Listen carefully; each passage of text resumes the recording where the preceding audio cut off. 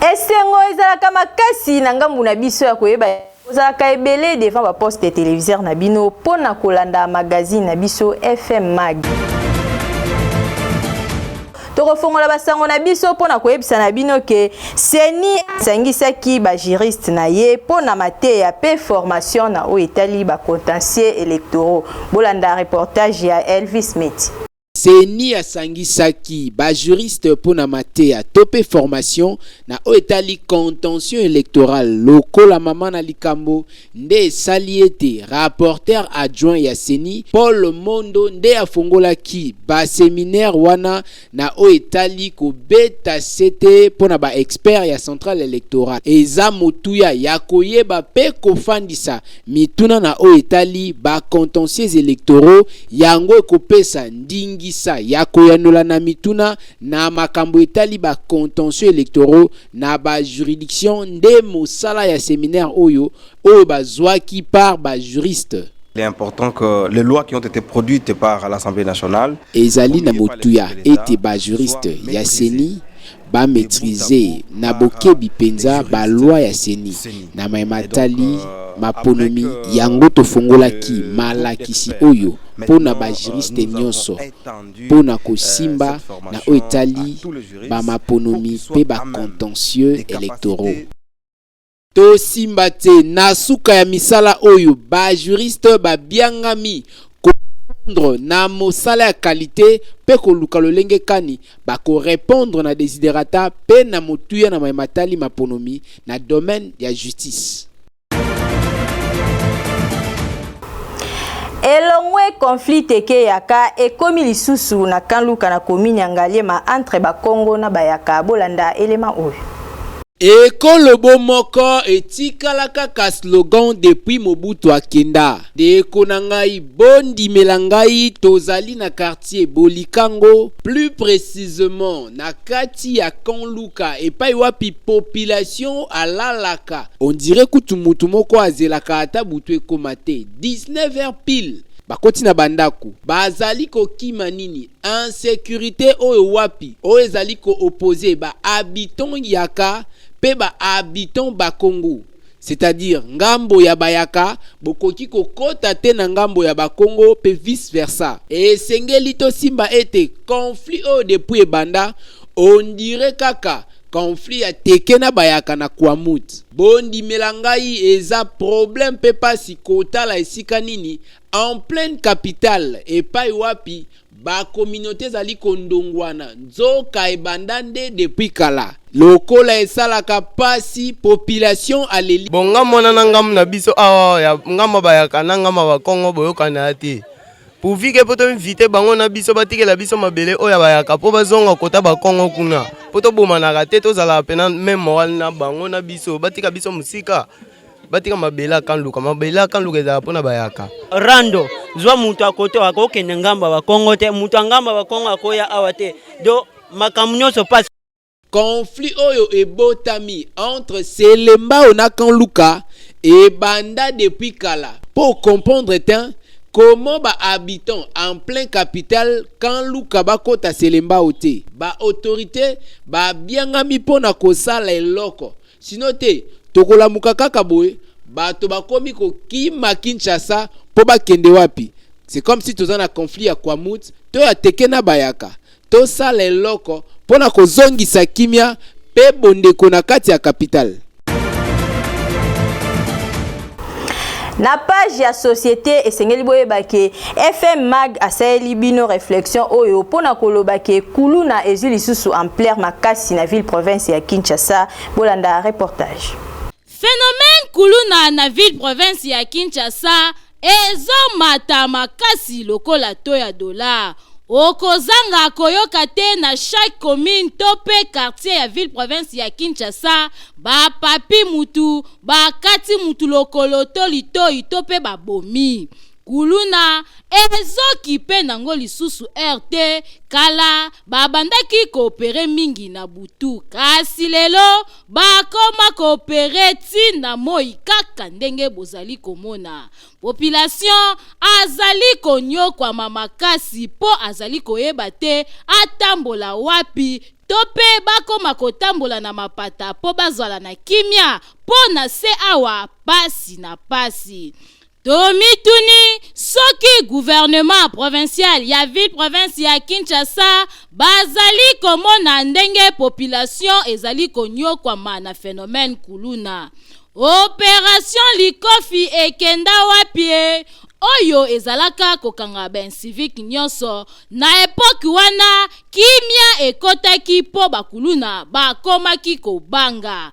Population bazali kosenga na Général Kasongo kozongisa patrouille pe ko renforcer ba élément na ba souciat na ba commune tope na ba quartier ya ville province ya Kinshasa po population bazwa kimia. Soki population ekomi na insécurité pe bakomi kokufa lokola banyama bakonzi boko dirige banani. Po mboka esengaka ezala na kimia, population a se sentir à l'aise na mboka na ye. Awa peko kanya makasese etondi nango nanu te. Soki bokangi bango nyonso, botiki bango kuna, population akosepela makasi ekosala eloko.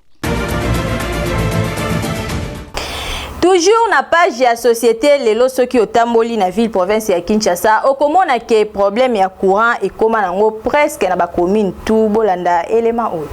Tozali na engomba mokonzi Kinshasa oyo bana Kinshasa bamesana kobenga kin label. Kasi kin yango ezalaka label soki mwinda ekopela oyo tobengi courant tope électricité kasi mikolo yo constate osali ezali ete dans presque 24 communes à Kinshasa, SNEL a servir babone na malamu te. Talandeti awa. Tozana masina bipa inini bango balobi courant et koma pasi. Soki ba konti ba ta biso ba resolve tota solution na courant. Po biso to courant to mona ngo te. To yoka ngo kaka. E ya ngo pété. Mais baba SNEL bazo na ba farti ko pesa. To mona courant te. Tokiteki pe na kanluka bisika nini bana mboka o bazwami na ngaliema batalisaki biso pe pasi na bango na we etali bongo pasi na bango na we etali lotiliki makamu nyonso pasi courant pe ezate 20h mutu azolala est-ce que mutu azolala ba 19h 20h. Mag FM ekitaki bongo na département de distribution de Kinshasa na direction régionale Kinshasa Sud o ezwami na limité 12e rue bisikani tokene kokutana na ba responsable à secteur ba ebisa biso exactement qu'est-ce qui ne va pas pour courant et comme femme de nuit pour na mibali pe homme de nuit pour na basi c'est-à-dire ekendara 5h topé 6h yango ezonga kaka minuit topé 1h ndeboye topé simbela na bakonti baye bana kotala secteur o électricité pour mboka morote ezala émergent na kati ya molili. Avec Oshwe na quartier Matonge na commune ya Kalamu ezali ya kobeba na ndenge ya kosakana te bozo ba précision na élément oyo.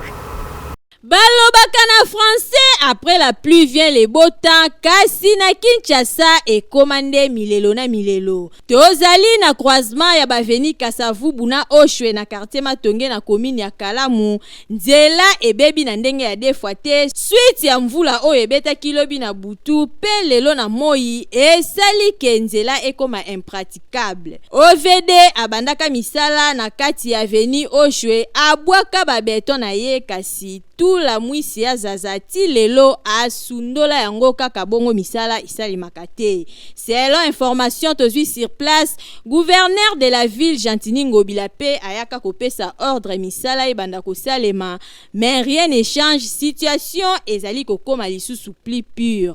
Awa moyen ya koleka ezali lisusu te, bateki pe bazali ko déclarer po ba client bazali lisusu kokota na ba maison te. Boyoka communication. Ba client ba oyate. Nous n'avons pas de clients. À venir sa salité, muta omelande nini ba kota ndeni ni mayi muta lati propre kecha pembe. A le ka place na hotel mawapi. A Kinshasa, ezalaka nini yango OVD aye atiki gouverneur pe aye ndenge moko sikoyo etikali kaka président yemoko akita po solution ezwa maboye te pardon. Na quartier Mapela kuna na commune ya Masina inondation esalemaki makasi bolanda.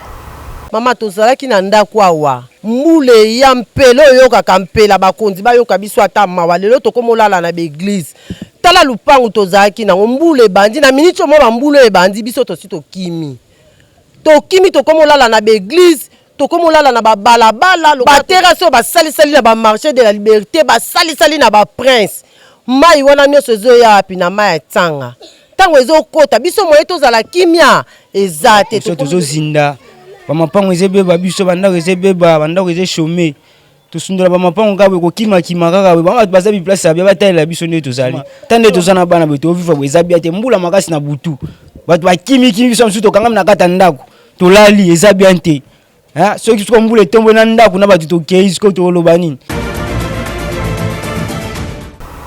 Biloko ya kolia ezali ya komata makasi na bawenze yango etindi ba mama ya wenze ya quartier 3 Kikenda kuna na commune ya Ngalema bakoma koteka ba vivre frais na morceau 1000 francs 500 francs bolanda reportage ya Laetitia Mizege. Vie sociale ya bakinois ekomi pasi makasi na oyo etali kolia biloko ezali ya komata na ndenge ya kosakana te nde na wenze ya Kinkenda awa na quartier Konluka na commune ya Ngalema bateki bakoma na bango koteka biloko en détail, c'est-à-dire soso boyebi ke soso esomba makakaka ya mobimba kasi awa bakoma kokata morceau 500 kaka ndenge bozali komona mabumu makoso quiz awa ekata maka 500 na faux pas sokozana na 2000 osombi mwa 4 morceaux na yo okalingi pe olobi na lambi soso na lie musuni ya soso ezala bambisi ya kokauka tala ndenge bakangi yango mipiku na 200 francs na 300 francs awa sokozana na 1000 francs okolia mbisi ya kokauka pe osepeli olie bio. Population bakomi kolela misusu bakomi koloba mboka ezokende wapi po eta oyo biloko ekomi kotekama en tout cas pardon tozali kokende na pauvreté malembe difficulté tozana ngo awa yango oyo mbongo mutu azala pena na mbongo ya kokoka po asombe eloko na ndenge koki eloko te mbongo siko kotala mutu azana 3000 5000 azoluka eloko ya 500 eloko ya 200 eloko ya 300 moyen tosala autrement ezate il faut totia kaka pona gagner ne fisike ke na boma nazwa kaka ta muke mais place tozouta tosomba biloko très cher lisoko ke libongo oke masine biloko ezatana mais soki toye awa omoni ke lokola pe eza monoko moko bon tozokoka koteka te penza poso tocita lebele bakila bakosomba te mbongo eza te bamisusu baza possibilité te donc toloba toteka kilo mutu soka za mwa 2000 za mwa 3000 aya somi soso bakati azu mwa biloko bakati kati ake kolia mwa bateso baza possibilité te. Gouvernement congolais en tout cas bobongisa social na oyo etali kolia peuple alia malamu asepela po balobaka ventre affamé n'a pas d'oreille.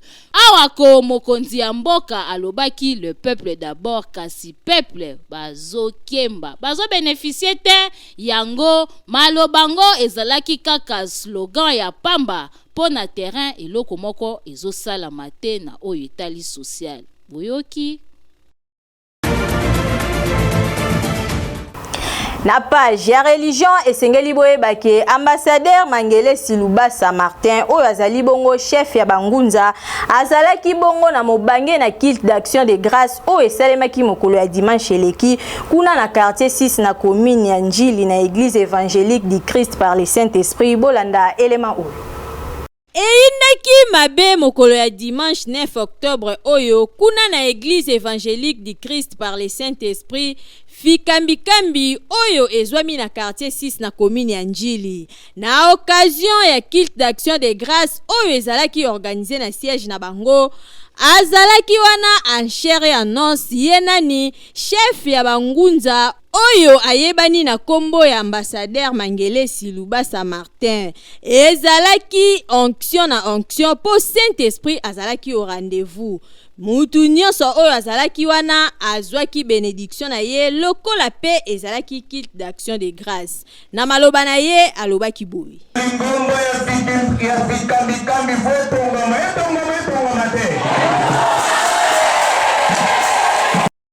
esengo ezalaki makasi epai ya bangunza nyonso oyo basistaki na kilti wana kasi mpo na kosukisa mama na defile esalamaki wana mpo ezalaka nde identité ya bangunza jamais irata boye nde ezalaka.